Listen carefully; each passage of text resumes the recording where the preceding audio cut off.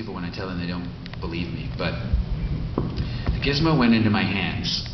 I would hold it in my hands, and it would have about 10 or 12 cables coming out of its butt. And the cables would go down my arm, and they would be attached, they'd be taped to my body, and they would go all the way down my body, and then they would cut a hole in my sock here. And the cables would come out of the sock across the room.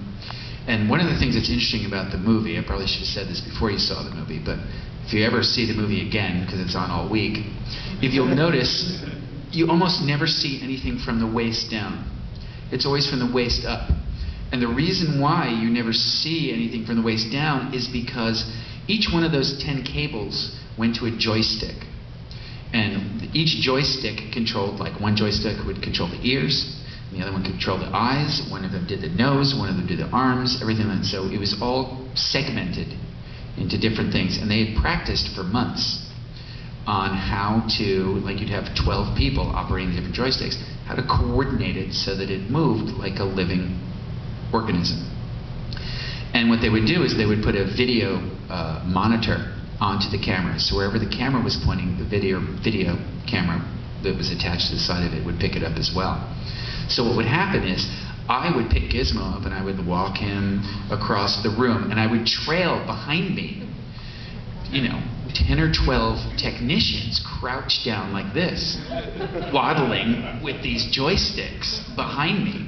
So if the camera would ever pan down, you'd see me dragging like, this dozen people with joysticks, all with little monitors attached to them, watching to try and coordinate what was going on. So when things would break down, which was a lot, it would be very frustrating because, for example, the scene where my dad, the late Hoyt Axton, gives me the Mogwai, and the dog comes up to it, and the dog was all fascinated by the Gizmo. We couldn't get the dog away from the Gizmo. It was so completely convinced that the puppet was actually alive. So if you see, actually, in the movie, the dog licks the ear of the Gizmo. That was just like unplanned verisimilitude going on and working out very nicely.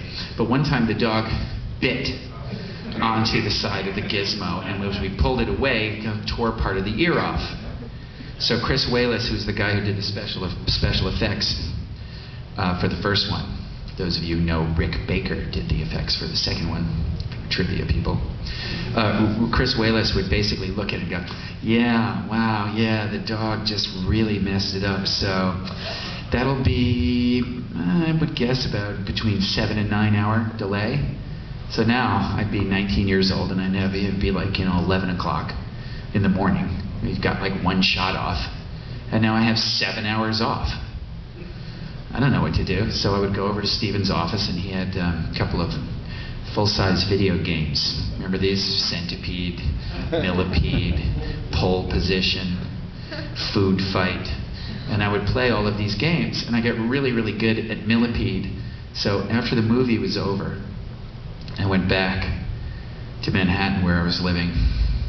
At the time, maybe it's about 6 weeks later, coming down from shooting this movie, 4 months of shooting in Los Angeles. I'd never been here before, couldn't drive, Manhattanite, no license till I was 24.